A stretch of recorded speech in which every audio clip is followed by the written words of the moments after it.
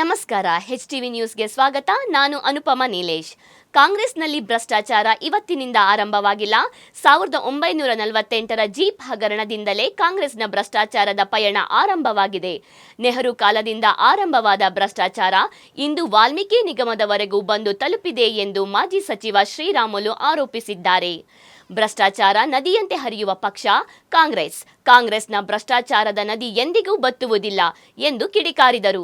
ನೆಹರು ಅವರನ್ನು ಭ್ರಷ್ಟಾಚಾರದ ಪಿತಾಮಹ ಎಂದು ಟೀಕಿಸಿದ ಶ್ರೀರಾಮುಲು, ಅವರ ಕುಟುಂಬದ ಮುಂದಿನ ಪೀಳಿಗೆಯವರ ಮೇಲೆಯೂ ಭ್ರಷ್ಟಾಚಾರದ ಆರೋಪಗಳಿವೆ ಎಂದು ವಾಗ್ದಾಳಿ ನಡೆಸಿದ್ದಾರೆ. ವಾಲ್ಮೀಕಿ ನಿಗಮದಲ್ಲಿ 187 ಕೋಟಿ ರೂಪಾಯಿ ಹಗರಣ ನಡೆದಿದೆ ಎಂದು ಆರೋಪಿಸಿದ ಅವರು, ಈ ಕುರಿತು ಸರ್ಕಾರವೇ ಹಿಂದೆ ಒಪ್ಪಿಕೊಂಡಿತ್ತು ಎಂದು ಹೇಳಿದ್ದಾರೆ. ಈಗ ಯಾವುದೇ ಹಗರಣವೇ ನಡೆದಿಲ್ಲ ಎಂಬ ರೀತಿಯಲ್ಲಿ ಕಾಂಗ್ರೆಸ್ ಮಾತನಾಡುತ್ತಿದೆ ಎಂದು ಶ್ರೀರಾಮುಲು ಆಕ್ರೋಶ ವ್ಯಕ್ತಪಡಿಸಿದ್ದಾರೆ. ದಲಿತರ ಹೆಸರನ್ನು ಬಳಸಿಕೊಂಡು ಕಾಂಗ್ರೆಸ್ ರಾಜಕೀಯ ಮಾಡುತ್ತಿದೆ ಎಂದು ಆರೋಪಿಸಿದ ಅವರು, ತಪ್ಪು ಕೆಲಸಗಳಿಗೆ ದಲಿತರನ್ನೇ ಮುಂದಿಡುವ ಕೆಲಸ ಕಾಂಗ್ರೆಸ್ ಮಾಡುತ್ತಿದೆ ಎಂದರು. ಅವರು ಭ್ರಷ್ಟಾಚಾರ ಪಿಡುಗುನೇ ಅವರು ಭ್ರಷ್ಟಾಚಾರ ಅಂತೇಳಿ ಅವ್ರು ತಿಳ್ಕೊಂಡಿದ್ದಾರೆ. ಹಂಗಾಗಿ ಬಹುಶಃ ಇವತ್ತು ಕಾಂಗ್ರೆಸ್ ಪಾರ್ಟಿಗೆ ಏನನ್ನ ಇವತ್ತಿನಿಂದ ಭ್ರಷ್ಟಾಚಾರ ಮಾಡೋದೇನನ್ನ ಅವ್ರಿಗೆ ಪ್ರಾರಂಭ ಆಗಿದೆ ಅಂದ್ರೆ ಮೊದಲನೇ ಪ್ರಧಾನಮಂತ್ರಿಗಳು ಅವತ್ತು ಏನಾದರೂ 1948ರಲ್ಲಿ ಈ ದೇಶಕ್ಕೆ ಸ್ವಾತಂತ್ರ್ಯ ಬಂದ ನಂತರ 48ರಲ್ಲಿ ಮೊದಲನೇ ಹಗರಣ ನಡೆಯುತ್ತೆ. ಅದು ಜೀಪ್ ಹಗರಣ, ಮೊದಲನೇ ಹಗರಣ ನಡೀತತೆ. ಆ ಹಗರಣ ಏನು ಇವತ್ತು ಮೂಲಕ ಉಗಮವಾದಂಥ ಏನು ಕಾಂಗ್ರೆಸ್ಸಿನ ಭ್ರಷ್ಟಾಚಾರ ಏನು ಅವತ್ತು ಪ್ರಾರಂಭ ಆಯಿತು, ಅಲ್ಲಿ ಜವಾಹರ್ಲಾಲ್ ನೆಹರು ಪ್ರಧಾನಮಂತ್ರಿಗಳಿಂದ ಉಗಮವಾದಂಥ ಜೀಪ್ ಹಗರಣದಿಂದ ಇವತ್ತು ಮಹರ್ಷಿ ವಾಲ್ಮೀಕಿ ನಿಗಮದ ಭ್ರಷ್ಟಾಚಾರ ತನಕ ಕೂಡ ಬಂದಿದೆ ಅಂದ್ರಿಗಿನ ಅವತ್ತಿನಿಂದ ಇವತ್ತಿನ ತನಕ ಕೂಡ ಭ್ರಷ್ಟಾಚಾರ ಮಾಡ್ಕೊಂತಾನೆ ಬಂದಾರ ಅನ್ನಂಥ ವಿಷಯವನ್ನು ಕೂಡ ನಾನು ತಿಳಿಸ್ಬೇಕಾಗುತ್ತೆ. ಇವತ್ತು ಕಾಂಗ್ರೆಸ್ ಪಕ್ಷ ಅನ್ನಂಥದ್ದು ಯಾವ ರೀತಿ ಭ್ರಷ್ಟಾಚಾರದಲ್ಲಿ ಏನು ಉಗಮವಾದಂಥ ನದಿ ಯಾವ ರೀತಿಯಲ್ಲಿ ಹರಿತದನೋ ಆ ರೀತಿ ನದಿ ತರ ಹರಿಯಂತ ಪಾರ್ಟಿ ಅದು ಕಾಂಗ್ರೆಸ್ ಪಾರ್ಟಿ ಅಂತ ಹೇಳಬೇಕಾಗುತ್ತೆ. ಅವ್ರಿಗೇನೇ ಇಲ್ಲ, ಅವ್ರಿಗೇನೋ ಮಾನ ಮರ್ಯಾದೆ ಯಾವುದೂ ಇಲ್ಲ. ನಾವೆಲ್ಲರೂ ಕೂಡ ನಮ್ಮ ಕಡೆ ಹೇಳ್ತೀವಿ, ಬರಗಾಲ ಬಂದಿದೆ, ಇವತ್ತು ಮಳೆಗಾಲ ಬಂದಿದೆ, ಚಳಿಗಾಲ ಬಂದಿದೆ ಅಂತೇಳಿ ನಾವೆಲ್ಲರೂ ಕೂಡ ನಾವು ವಾತಾವರಣ ಬಂದಿದೆ ಅಂತ ತಿಳ್ಕೊಂತೀವಿ. ಅಲ್ಲಿ ಕಾಂಗ್ರೆಸ್ ಪಾರ್ಟಿಗೆ ಭ್ರಷ್ಟಾಚಾರ ಯಾವ ರೀತಿಯಲ್ಲಿ ನದಿ ಯಾವ ರೀತಿಯಲ್ಲಿ ಬತ್ತಿ ಹೋಗಲ್ಲನೋ ಆ ರೀತಿ ಭ್ರಷ್ಟಾಚಾರ ಮಾಡೋಂಥ ವಿಚಾರದಲ್ಲಿ ಕಾಂಗ್ರೆಸ್ಸಿನ ಸರ್ಕಾರ ಯಾವತ್ತೂ ಕೂಡ ಅದು ಬತ್ತಿ ಹೋಗೋದಿಲ್ಲ. ಯಾವತ್ತೂ ಕೂಡ ನಿರಂತರವಾಗಿ ಭ್ರಷ್ಟಾಚಾರ ಮಾಡೋದ್ರಲ್ಲೇ ಮುಳುಗಿರ್ತಾರೆ. ಹಂಗಾಗಿ ಕಾಂಗ್ರೆಸ್ಸಿನ ಭ್ರಷ್ಟಾಚಾರದಲ್ಲಿ ಇವತ್ತು ಬಹುಶಃ ನಾನು ಹೇಳ್ತಾ ಇದ್ದೆ, ಮೊದಲನೇ ಪ್ರಧಾನಮಂತ್ರಿಗಳು ಭ್ರಷ್ಟಾಚಾರನ ಪಿತಾಮಹಗಳು ಯಾರೆಂದ್ರೆ ನೆಹರು ಅವರನ್ನಂತ ಮಾತನ್ನು ಕೂಡ ಹೇಳಬೇಕಾಗುತ್ತೆ. ಸಂವಿಧಾನದ ಶುದ್ಧೀಕರಣದ ಹೆಸರಿನಲ್ಲಿ ಮನುವಾದಿಗಳು ಮತ್ತು ಕೋಮುವಾದಿಗಳು ದೇಶದಲ್ಲಿ ಗೊಂದಲ ಸೃಷ್ಟಿಸುತ್ತಿದ್ದಾರೆ ಎಂದು ಸಚಿವ ಈಶ್ವರ್ ಖಂಡ್ರೆ ಆರೋಪಿಸಿದ್ದಾರೆ. ಇಂತಹ ಕ್ರಮಗಳು ಇಡೀ ದೇಶದ ಜನರಿಗೆ ನೋವು ತಂದಿವೆ ಎಂದ ಖಂಡ್ರೆ, ಸಂವಿಧಾನಕ್ಕೆ ಧಕ್ಕೆ ಉಂಟು ಮಾಡುವವರ ವಿರುದ್ಧ ಕ್ರಿಮಿನಲ್ ಪ್ರಕರಣ ದಾಖಲಿಸಿ ಕಠಿಣ ಶಿಕ್ಷೆ ನೀಡಬೇಕು ಎಂದು ಕೇಂದ್ರ ಸರ್ಕಾರವನ್ನು ಒತ್ತಾಯಿಸಿದ್ದಾರೆ. ಇದೇ ವೇಳೆ ಧರ್ಮೇಂದ್ರ ಪ್ರಧಾನ್ ವಿರುದ್ಧವೂ ಖಂಡ್ರೆ ವಾಗ್ದಾಳಿ ನಡೆಸಿದ್ದಾರೆ. ಪ್ರಶ್ನೆ ಪತ್ರಿಕೆ ಸೋರಿಕೆ ಪ್ರಕರಣದಲ್ಲಿ ಸುಮಾರು 25 ಲಕ್ಷ ವಿದ್ಯಾರ್ಥಿಗಳಿಗೆ ಅನ್ಯಾಯವಾಗಿದೆ ಎಂಬ ಆರೋಪದ ಹಿನ್ನೆಲೆಯಲ್ಲಿ ಧರ್ಮೇಂದ್ರ ಪ್ರಧಾನ್ ನೈತಿಕ ಹೊಣೆ ಹೊತ್ತು ರಾಜೀನಾಮೆ ನೀಡಬೇಕಿತ್ತು ಎಂದು ಹೇಳಿದ್ದಾರೆ. ಸಾಕಷ್ಟು ವಿದ್ಯಾರ್ಥಿಗಳು ಪ್ರತಿಭಟನೆ ನಡೆಸಿದರೂ ಅವರ ವಿರುದ್ಧ ಸೂಕ್ತ ಕ್ರಮ ಕೈಗೊಳ್ಳಲಿಲ್ಲ ಎಂದು ಟೀಕಿಸಿದ್ದಾರೆ. ಶುದ್ಧೀಕರಣ ಏನು ಮಾಡಲಿಕ್ಕೆ ಇವರು ಮನುವಾದಿಗಳು ಹೊರಟಿದ್ದಾರೆ. ಇಡೀ ದೇಶದ ಜನರಿಗೆ ಬಹಳಷ್ಟು ನೋವನ್ನು ತಂದಿದೆ. ಇದು ಸಂವಿಧಾನ ವಿರೋಧಿ ಕೃತ್ಯ, ಮನುವಾದಿಗಳ ಕೃತ್ಯ. ಇದು ಮತಾಂಧರ ಕೋಮುವಾದಿ ಶಕ್ತಿಗಳ ಈ ಕೃತ್ಯವನ್ನು ನಾವೆಲ್ಲರೂ ತೀವ್ರವಾಗಿ ಖಂಡಿಸಿದ್ದೇವೆ. ಮತ್ತೆ ಪುನಃ ನಾನು ಇವತ್ತು ಕೇಂದ್ರ ಸರ್ಕಾರಕ್ಕೆ ಒತ್ತಾಯ ಮಾಡ್ತಾ ಇದ್ದೇನೆ. ಇವತ್ತು ಅವರಿಗೆ ಏನಾದರೂ ಸಂವಿಧಾನದ ಮೇಲೆ ಸ್ವಲ್ಪ ಆದರೂ ಅವರಿಗೆ ಕಿಂಚಿತ್ತು ಕಳಕಳಿ ಇದ್ದರೆ, ಯಾರು ಇದರಲ್ಲಿ ಭಾಗಿಯಾಗಿದ್ದಾರೆ ಅಂಥವ್ರ ಮೇಲೆ ಕ್ರಿಮಿನಲ್ ಮೊಕದ್ದಮೆಯನ್ನು ದಾಖಲೆ ಮಾಡಿ ಅವರಿಗೆ ಬಂಧಿಸಿ ಅವರಿಗೆ ತೀವ್ರವಾದಂಥ ಶಿಕ್ಷೆ ಕೊಡಬೇಕು ಅನ್ನುವಂಥ ಒಂದು ಒತ್ತಾಯವನ್ನು ಮಾಡುತ್ತೇನೆ. ಮತ್ತು ಇಡೀ ದೇಶ ಇವತ್ತು ಈ ಒಂದು ಕೃತ್ಯವನ್ನು ಅವರು ಮಾಡಿದ್ದಾರೆ.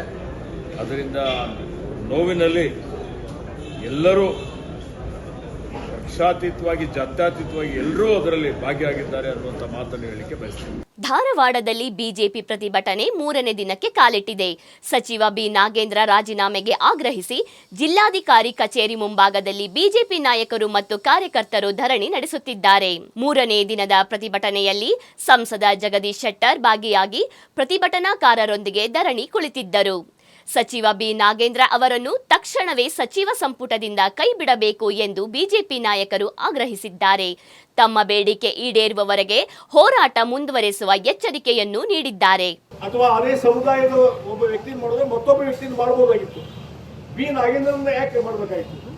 ಅದರಿಂದ ಏನಾಗಿದೆ ಅಂದ್ರೆ ಬಿ ನಾಗಿಯ ಕಾಂಗ್ರೆಸ್ ಪಾರ್ಟಿಗೆ ಒಂದು ATM ಇದ್ದಂಗೆ. ಹಂಗೆ ಈ B Nagendra ATM, ಇಲ್ಲಿಯವರಿಗೆ ATM, ದಿಲ್ಲಿಯವರಿಗೆ ATM. ಉತ್ತರ ಕರ್ನಾಟಕದಲ್ಲಿ ಬರ ಪರಿಸ್ಥಿತಿ ಹೆಚ್ಚಿದೆ. ಮೊದಲು ಸರ್ಕಾರ ಬರ ಘೋಷಣೆ ಮಾಡಲಿ ಎಂದು ಜನಾರ್ದನ್ ರೆಡ್ಡಿ ಆಗ್ರಹಿಸಿದ್ದಾರೆ. ಬರ ಘೋಷಣೆಯಾದ ಬಳಿಕ ನಾಗೇಂದ್ರ ವಿರುದ್ಧ ಹೋರಾಟದ ರೂಪುರೇಷೆ ರೂಪಿಸುತ್ತೇವೆ ಎಂದಿದ್ದಾರೆ. ವಾಲ್ಮೀಕಿ ನಿಗಮದ ಹಣ ದುರುಪಯೋಗದ ಆರೋಪದ ಬಗ್ಗೆ ವಾಗ್ದಾಳಿ ನಡೆಸಿದ ಅವರು ಕಾಂಗ್ರೆಸ್ ಹಣ ಲೂಟಿ ಮಾಡಿದೆ ಎಂದು ಆರೋಪಿಸಿದ್ದಾರೆ. ಇದೇ ವೇಳೆ ಶ್ರೀರಾಮುಲು ವಿರುದ್ಧದ ಭೂ ವಿವಾದ ಖಾಸಗಿ ವ್ಯಕ್ತಿಗಳ ನಡುವಿನ ಸಿವಿಲ್ ವ್ಯಾಜ್ಯವಾಗಿದ್ದು ಪ್ರಕರಣ ಕೋರ್ಟಿನಲ್ಲಿದೆ ಎಂದು ಸ್ಪಷ್ಟಪಡಿಸಿದ್ದಾರೆ. ಉದ್ಯಮಿಗಳಿಗೆ, ಅದೇ ದಲಿತ ಕುಟುಂಬಗಳಿಗೆ ಇವತ್ತು ಒಬ್ಬೊಬ್ಬರಿಗೆ 25,000 ರೂಪಾಯಿ ಲೋನು ಮತ್ತು 25,000 ಸಬ್ಸಿಡಿ ಕೊಡ್ಬೋದಾಗಿತ್ತು. ಅದೇ ಒಂದು ರೀತಿಯಲ್ಲಿ 1,87,330 ST ಮಹಿಳೆಯರಿಗೆ, ಅಕ್ಕ ತಂಗಿಯರಿಗೆ, ತಾಯಂದಿರಿಗೆ ಒಬ್ಬೊಬ್ಬರಿಗೆ ಕನಿಷ್ಠ 10,000 ರೂಪಾಯಿ ಕೊಟ್ಟಿದ್ರೆ ಅವರೆಲ್ಲ ರೋಡ್ ಬದಿಯಲ್ಲಿ ಒಂದು ಸಣ್ಣ ಅಂಗಡಿಗಳು ಇಟ್ಕೊಂಡು ಬದುಕ್ತಾ ಇದ್ದರು. 3 ಲಕ್ಷ ದಲಿತ ವಾಲ್ಮೀಕಿ ಕುಟುಂಬಗಳಿಗೆ ದ್ರೋಹ ಮಾಡಿ ಇವತ್ತು ಈ ರಾಜ್ಯದ ಮುಖ್ಯಮಂತ್ರಿಗಳು ಮತ್ತು ಅದಕ್ಕೆ ಸಂಬಂಧಪಟ್ಟ ನಾಗೇಂದ್ರ ಅವರು, ನೀವು ದಲಿತ ಅಂತೇಳಿ ನಿಮ್ಮ ಭ್ರಷ್ಟಾಚಾರಕ್ಕೆ ಲೇಬಲ್ ಹಾಕ್ಕೊಳ್ಳೋದಾದರೆ ನಾವು ಒಪ್ಪೋ ಪ್ರಶ್ನೆಯೇ ಇಲ್ಲ. ನಿಮ್ಮಲ್ಲಿ ಒಂದೇ ಒಂದು ಮಾತನ್ನು ಹೇಳ್ತಾ ಇದ್ದೀನಿ, ಇದರಲ್ಲಿ ಕಾಂಗ್ರೆಸ್ ಪಕ್ಷ ಸಂಪೂರ್ಣ ಇನ್ವಾಲ್ವ್ಮೆಂಟ್ ಆಗಿದೆ. ನಾಗೇಂದ್ರನ ಅಡ್ಡ ಇಟ್ಕೊಂಡು ಅವನ ಮುಖಕ್ಕೆ, ಇವತ್ತು ನಾಗೇಂದ್ರ ಅವರ ಮುಖಕ್ಕೆ ಬೆಣ್ಣೆ ಹಚ್ಚಿಬಿಟ್ಟು ಇವತ್ತು ಸಂಪೂರ್ಣವಾಗಿ ಕಾಂಗ್ರೆಸ್ ಪಕ್ಷ ಈ ಹಣವನ್ನು ದುರುಪಯೋಗ ಮಾಡಿಕೊಂಡು ಬಳ್ಳಾರಿ ಪಾರ್ಲಿಮೆಂಟ್ ಎಲೆಕ್ಷನ್ನಲ್ಲಿ ನೇರವಾಗಿ ಅವ್ರ ರೆಕಾರ್ಡಲ್ಲಿದೆ. ಮಂಡ್ಯ ಜಿಲ್ಲಾ ಪಂಚಾಯತ್ ಸಿಇಒ ಕೆಆರ್ ನಂದಿನಿ ವಿರುದ್ಧ ರೈತ ಹಾಗೂ ಪ್ರಗತಿಪರ ಸಂಘಟನೆಗಳ ಪ್ರತಿಭಟನೆ ತೀವ್ರಗೊಂಡಿದೆ. ಮಂಡ್ಯ ಜಿಲ್ಲಾ ಪಂಚಾಯಿತಿ ಆವರಣದಲ್ಲಿ ಸಿಇಒ ನಂದಿನಿ ಹಟಾವೋ, ಮಂಡ್ಯ ಜಿಲ್ಲಾ ಪಂಚಾಯಿತಿ ಬಚಾವೋ ಎಂಬ ಘೋಷಣೆಗಳೊಂದಿಗೆ ಪ್ರತಿಭಟನಾಕಾರರು ಧರಣಿ ನಡೆಸಿದರು. ಭ್ರಷ್ಟಾಚಾರದ ಕುರಿತು ಸಲ್ಲಿಸಿರುವ ದೂರುಗಳಿಗೆ ಸೂಕ್ತ ಕ್ರಮ ಕೈಗೊಳ್ಳುತ್ತಿಲ್ಲ, ಅಲ್ಲದೆ ಜಿಲ್ಲಾ ಪಂಚಾಯಿತಿಯಲ್ಲಿ ನಡೆಯುತ್ತಿರುವ ಅಕ್ರಮಗಳಿಗೆ ಸಂಬಂಧಿಸಿದ ಮಾಹಿತಿಯನ್ನು ಬಹಿರಂಗಪಡಿಸುತ್ತಿಲ್ಲ ಎಂದು ಪ್ರತಿಭಟನಾಕಾರರು ಆರೋಪಿಸಿದರು. ಪ್ರತಿಭಟನೆಗೆ ಮಾಜಿ ಎಂಎಲ್ಸಿ ಕೆಟಿ ಶ್ರೀಕಂಠೇಗೌಡ ಬೆಂಬಲ ಸೂಚಿಸಿದ್ದು, ಆರೋಪಗಳ ಕುರಿತು ಕೂಡಲೇ ಸಮಗ್ರ ತನಿಖೆ ನಡೆಸಬೇಕು ಎಂದು ಆಗ್ರಹಿಸಿದರು. ತಪ್ಪಿತಸ್ಥರು ಯಾರೇ ಆಗಿದ್ದರೂ ಅವರ ವಿರುದ್ಧ ಕಠಿಣ ಕ್ರಮ ಕೈಗೊಳ್ಳಬೇಕು ಎಂದು ಪ್ರತಿಭಟನಾಕಾರರು ಸರ್ಕಾರ ಮತ್ತು ಸಂಬಂಧಪಟ್ಟ ಅಧಿಕಾರಿಗಳನ್ನು ಒತ್ತಾಯಿಸಿದ್ದಾರೆ. ಸಿಇಒ ಅವ್ರನ್ನ ಈ ಕೂಡಲೇ ಇಲ್ಲಿಂದ ವರ್ಗಾಯಿಸಬೇಕು ಅನ್ನುವಂಥ ಘೋಷವಾಕ್ಯವನ್ನು ಇಟ್ಕೊಂಡು ಕಳೆದ 3 ದಿನಗಳಿಂದ ಅವರು ಹೋರಾಟವನ್ನು ಮಾಡ್ತಾ ಇದ್ದಾರೆ. ಅವರ ಹೋರಾಟಕ್ಕೆ ನಮ್ಮ ಮಂಡ್ಯ ಜಿಲ್ಲಾ ನಾಗರಿಕ ಹಿತರಕ್ಷಣಾ ಟ್ರಸ್ಟ್ ಮತ್ತು ನಾನು ಸಂಪೂರ್ಣವಾದ ಬೆಂಬಲವನ್ನು, ಹಾಗೆಯೇ ನಮ್ಮ ಕಬ್ಬು ಬೆಳೆಗಾರರ ಒಕ್ಕೂಟದ ಅಧ್ಯಕ್ಷ ಅಂತ ವೇಣುಗೋಪಾಲ್ ರಾಮಲಿಂಗಣ್ಣ ಸೇರಿದ ಹಾಗೆ ಬೆಂಬಲವನ್ನು ಘೋಷಣೆ ಮಾಡ್ತಾ ಇದ್ದಾರೆ.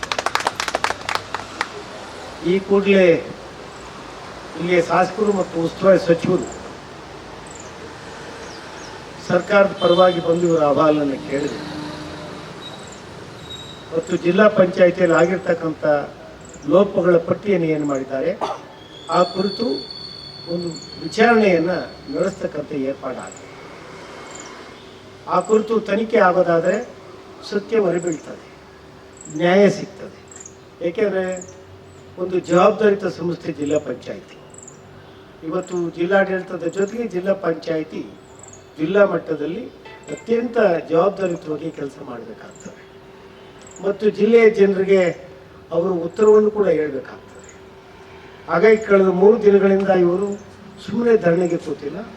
ಆ ಮುಂಚೆ ಸಮಗ್ರ ಮಾಹಿತಿಗಳನ್ನು ಕೇಳಿದಾಗ ಮಾಹಿತಿಗಳನ್ನು ಕೊಡುವಲ್ಲಿ ಜಿಲ್ಲಾ ಪಂಚಾಯಿತಿ ಅವರು ಯಾಕೋ ಏನೋ ಮೀಸ ಎಣಿಸಿದ್ದಾರೆ. ಈ ಹಿನ್ನೆಲೆಯಲ್ಲಿ ಅವರು ಅನಿವಾರ್ಯವಾಗಿ ಹೋರಾಟಕ್ಕೆ ಇಳಿದಿದ್ದಾರೆ. ಹಾಗಾಗಿ ಈ ಹೋರಾಟದ ಬಗೆಗೆ ಸರ್ಕಾರ ಕೂಡಲೇ ಎಚ್ಚರಿಕೆಯನ್ನು ತಗೊಂಡು ತನಿಖೆ ಮಾಡಿಸಿ ತಪ್ಪಿತಸ್ಥರ ಮೇಲೆ ಕ್ರಮ ಕೈಗೊಳ್ಳೋದ್ರ ಜೊತೆಗೆ ಏನು ಈಗ ಕಬ್ಬಣ ಮತ್ತು ಇನ್ನಿತರ ವ್ಯತ್ಯಾಸಗಳಾಗಿದ್ದಾವೋ ಅವುಗಳನ್ನು ಈ ಕೂಡಲೇ ಪೊಲೀಸ್ ಇಲಾಖೆಯ ಜವಾಬ್ದಾರಿಯನ್ನು ತಗೊಂಡು ಸಹಕಾರವನ್ನು ತಗೊಂಡು ಸರ್ಕಾರದ ವಶಕ್ಕೆ ತೆಗೆದುಕೊಳ್ಳುವಂಥ ಕೆಲಸಕ್ಕೆ ಮುಂದಾಗಬೇಕು ಹಾಗೆ ಅಂತೇಳಿ ಆಗ್ರಹಿಸ್ತಾ ಮತ್ತೊಮ್ಮೆ ಇವರ ಹೋರಾಟಕ್ಕೆ ನಾನು ಸಂಪೂರ್ಣವಾದ ಬೆಂಬಲವನ್ನು ಘೋಷಣೆ ಮಾಡ್ತೇನೆ ಮತ್ತು ಇವರ ಹೋರಾಟ ಯಶಸ್ಸನ್ನು ಕಾಣಲಿ ಹಾಗೆ ಅಂತೇಳಿ ಹಾರೈಸ್ತೇನೆ. ಇದಾಗಿತ್ತು ಈ ದಿನದ ನ್ಯೂಸ್. ನಮಸ್ಕಾರ.